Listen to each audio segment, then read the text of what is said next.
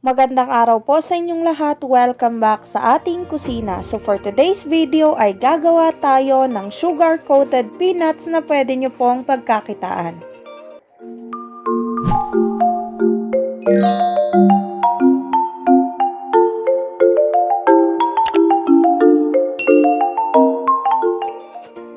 Sa kawali ilagay ang brown sugar, ang tubig, at ang ating mani or peanuts. So, ito po ay hilaw pa. I-on na natin yung ating kalan into medium-high heat. Ayan. Tsaka po natin siya haluin ng haluin until sa matunaw yung ating sugar. At para naman mabalance yung tamis ng ating sugar ay maglalagay ako ng 1 teaspoon ng salt at saka vanilla extract. Saka ko ulit ito hahaluin. Hahayaan lang po natin siyang kumulo and maya't maya ay dapat hinahalo natin siya para pantay-pantay yung pagkakaluto ng ating mga mani.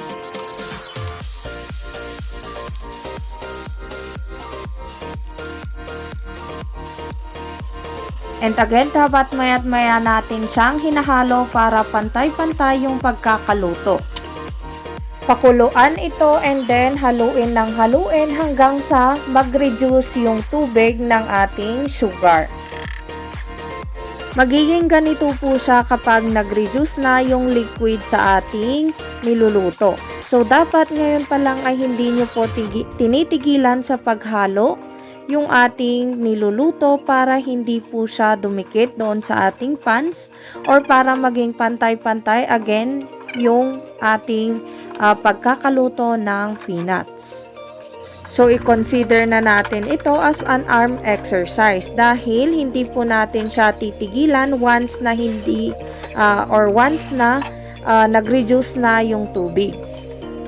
After ilang minuto, ayan nakikita nyo, nag-dry na nga yung ating niluluto and nagsisimula ng maging white yung kulay ng ating sugar. At this point ay dapat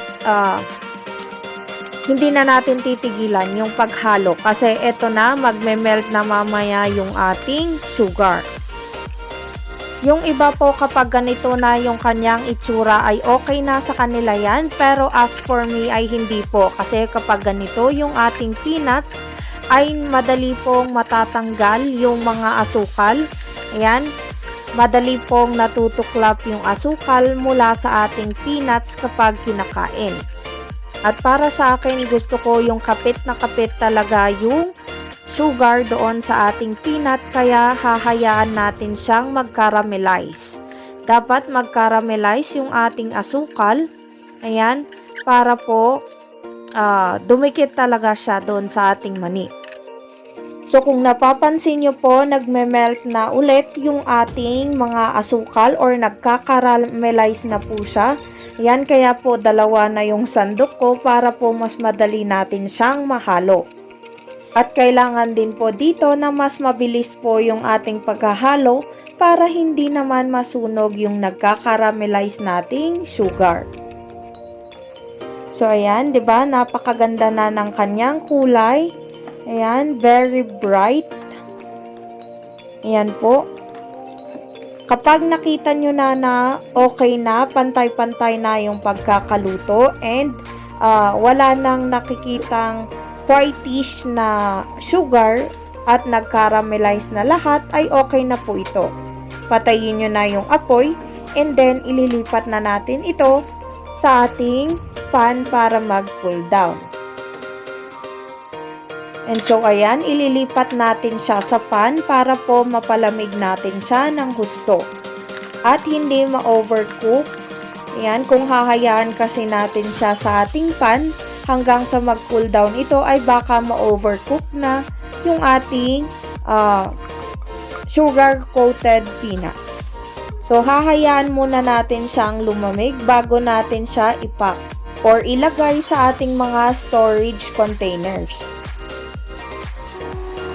So, ayan, lumamig na po yung ating peanuts. Dito ko po siya ilalagay sa aking gagawing storage container.